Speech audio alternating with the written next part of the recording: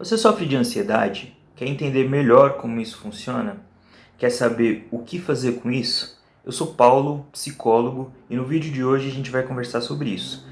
Se você gosta desse tipo de conteúdo, gosta de falar sobre psicologia, dá um like no vídeo, se inscreve no canal porque vai me ajudar muito a continuar produzindo esse tipo de conteúdo, beleza? Então vamos lá. Bom, primeira coisa importante da gente pensar é que a ansiedade ela não é o problema. A ansiedade está indicando um problema. Por que a ansiedade não é um problema em si? As pessoas sempre falam muito sobre se livrar de ansiedade, técnicas para se livrar de ansiedade, mas para começar eu acho importante a gente entender, a gente pensar que a ansiedade ela é como se fosse uma febre. A ansiedade ela é a febre do nosso sistema psíquico, né? Então a febre normal, por mais preocupante que seja, né? Se você está com 40 graus, está subindo, é desconfortável, angustiante, né? Por pior que seja, ela não é o problema em si, ela está indicando que tem um problema grave no seu corpo, né? Uma infecção, uma inflamação, e é isso que você tem que se atentar. Eu poderia passar várias técnicas aqui sobre como relaxar, como se tranquilizar, como diminuir o nível de ansiedade, mas tudo isso, se a gente for parar para pensar, na verdade é só um Tilenol, né? É só um remédio para baixar a febre, né?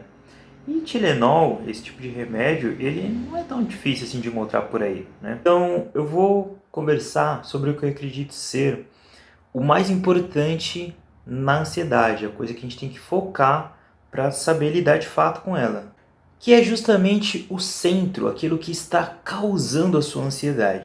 E como chegar nesse centro, né? Comece a dar outros nomes para sua ansiedade. Eu percebo que as pessoas que dizem sofrer de ansiedade, elas têm muita dificuldade de se aproximar daquilo que realmente está causando a ansiedade delas, né? No sentido mesmo de conhecer essa causa, né? Então são pessoas que costumam falar excessivamente de todos os sintomas físicos da ansiedade, mas elas não conseguem minimamente se aprofundar nisso, né? E perceber como que isso funciona, né? Geralmente elas param e sofrem apenas no sintoma físico, né? Apenas no corporal. E isso já é algo interessante para a gente pensar. Porque às vezes o motivo, o centro que está causando a ansiedade, ele é mais doloroso do que a ansiedade em si, né? Então o que a gente costuma fazer sem perceber, sem se dar conta? A gente conscientemente esconde essa causa, né? A gente mascara esse sofrimento maior, mais intenso, em forma de ansiedade, nessa roupa de ansiedade. E qual que é o problema aí? O problema é que a gente vai, aos poucos, engessando a nossa vida dentro dessa forma única de sofrer, né? Dentro desse único modo de sofrimento, né? E aí, se a gente vai engessando isso apenas nessa ansiedade, a nossa vida vai ficando cada vez mais pobre. A gente vai perdendo cada vez mais liberdade na nossa vida, né? E aí começa a ter um problema secundário mais grave, se for parar para pensar. E o interessante é que a análise, né, a psicoterapia, ela causa justamente a transformação disso, desse sofrimento, né? E te permite, antes de mais nada, outras possibilidades de sofrer, né? Outras formas de sofrer. Só que aí você vai me perguntar, como assim? Fazer terapia para conseguir outra forma de sofrer? Não, eu não quero fazer terapia para continuar sofrendo, eu quero fazer terapia para parar de sofrer, para não sofrer mais, né? Sim, legal, faz todo sentido, né? Mas talvez essa seja uma busca impossível de ser alcançada, né? Uma vida sem sofrimento, mais do que uma vida impossível de conseguir, né? Se a gente for para pensar, talvez seja uma vida muito chata, né? Uma vida sem emoção, uma vida sem risco, uma vida sem surpresa, sem adversidades, né? Sem transformação, né? E aí você me pergunta, tá, beleza, mas se não dá para parar de sofrer, por que eu ia fazer terapia então? O sentido seria justamente encontrar outras possibilidades de se viver.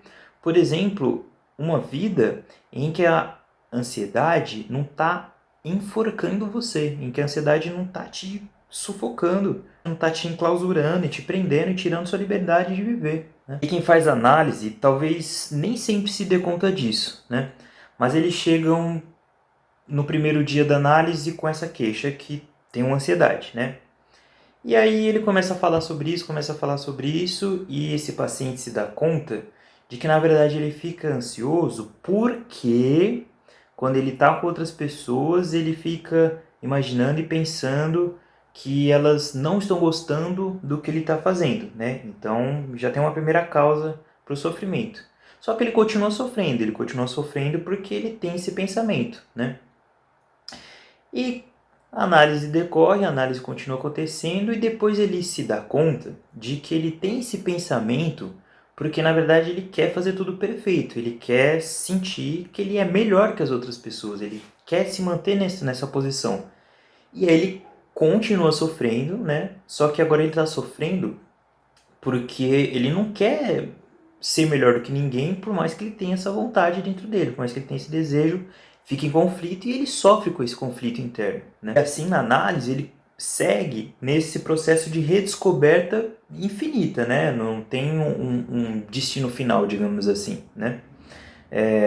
Porém, ele continua sofrendo, mesmo nessas descobertas, ele continua sofrendo, né? E você me pergunta mais uma vez, tá, Paulo, só que se ele continua sofrendo, ainda não estou convencido. Qual é o sentido de fazer uma análise então? Que diferença que isso está fazendo na vida dessa pessoa? Está fazendo toda a diferença, porque nesse processo, justamente o que aconteceu foi que ele caminhou, né? Ele saiu do lugar onde ele estava, né? Toda caminhada, se a gente for parar para pensar, permite que a gente conheça novos lugares, permite mudança, permite que a gente dê novos significados para a gente, para nossa vida. Então, coisas que antes tinham significado e deixam de ter significado, né? E aí coisas novas passam a ter sentido, né? Significado. E disso, duas coisas são muito importantes. A primeira é que, sem esse sofrimento inicial, não teria um movimento, né? Essa busca incessante por algo novo, por algo diferente, por algo que mude o que eu estou vivendo agora, né? A segunda coisa importante é que talvez esse movimento, mesmo que com sofrimento, seja melhor do que aquele sofrimento lá atrás, engessado na ansiedade, engessado nesse sofrimento no corpo, nessa angústia, nessa suadeira, nessa única forma que vai privando a sua liberdade, né? Então, olha a diferença total. Em uma você ganha cada vez mais liberdade de viver e na outra a sua liberdade vai perdendo. Sim, há sofrimento nas duas, mas o sofrimento ele nos causa algo, se a gente permite isso, né? Então, se você acha que essas reflexões que eu trouxe ampliou ou diversificou de alguma forma a sua própria história, comenta aqui embaixo, ou se existe algo do que eu não comentei aqui que embarque esse assunto que você acha que também vai agregar, deixa aqui nos comentários e vamos compartilhar e aprender junto sobre isso que a gente chama de ansiedade, beleza? Fica aqui o meu abraço, até a próxima!